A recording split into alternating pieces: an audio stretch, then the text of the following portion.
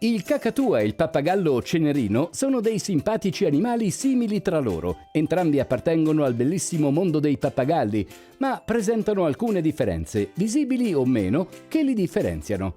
In questo video Zooplanet ti mostrerà i punti comuni e le differenze tra questi due animali, aggiungendo alcuni consigli per coloro che vogliono acquistare uno dei due. Prima di tutto però, metti like al video, iscriviti al canale e attiva la campanella per non perdere nessuna nuova uscita.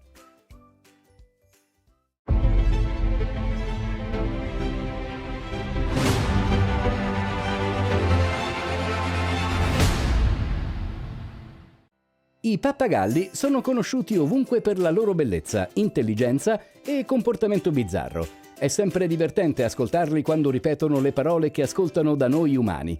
Il cacatua e il pappagallo cenerino sono due delle razze di pappagallo più famose di tutti al mondo e presentano alcune caratteristiche che li accomunano o che li distinguono. Partiamo con lo specificare che esistono tre tipi di cacatua: quello bianco, quello rosa e quello dal ciuffo giallo, che probabilmente è il più famoso tra i tre.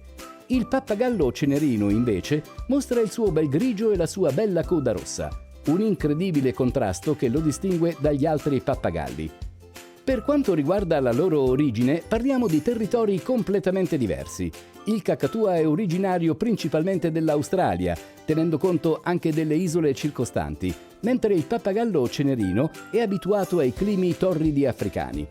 Il pappagallo cenerino è conosciuto ai più per essere probabilmente il miglior imitatore della voce umana, viste le sue capacità di apprendimento che riescono a fargli ripetere voci e suoni totalmente diversi tra loro, accompagnandole col contesto preciso in cui sono stati uditi dall'animale. Questi fattori lo rendono uno dei pappagalli più diffusi. Il cacatua, invece, non è così diffuso come si pensa, vista la sua difficile gestibilità, soprattutto intorno ai 5 o 6 anni, ovvero una volta giunti alla loro maturità sessuale. C'è da dire che la sua difficile gestione viene ripagata da un'intelligenza unica nel suo genere. Una particolarità che possiedono ha a che fare con la loro cresta, che si alza o si abbassa a seconda dello stato d'animo. Il loro prezzo, che vacilla tra i 1.000 e i 2.000 euro, a differenza del cenerino, che va dai 600 ai 1.000, se non meno. Il fattore principale che determina il prezzo di un pappagallo dipende sempre dagli allevatori, ma generalmente il cacatua costa molto di più a causa della sua rarità. Entrambi, come per i pappagalli in generale, devono essere svezzati da allevatori esperti nel campo, anche per evitare problemi legati all'attaccamento morboso dell'animale nei confronti del proprietario. Ma cosa mangiano i nostri due protagonisti? Non mangiano cose molto diverse e seguono una dieta equilibrata, basata sull'apporto di estrusi, frutta e verdura. Questi tre alimenti sono fondamentali e diffusi nelle diete di molti altri pappagalli. Occasionalmente possono mangiare semi adatti a loro, ma soprattutto, per quanto riguarda il cenerino, non devono essere alimento di base nella loro dieta. E per i rumori? Su questo aspetto questi due animali sono molto diversi. Il cenerino generalmente non è rumoroso e non emette suoni che possono essere ascoltati da una lunga distanza.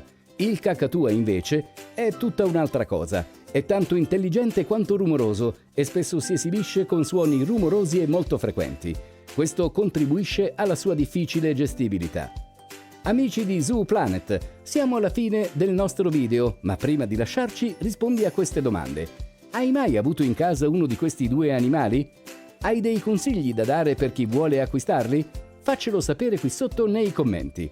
Anche per oggi è tutto, ma non dimenticare di mettere like al video, iscriverti al canale e attivare la campanella per non perdere nessuna nuova uscita. Ciao da Zooplanet!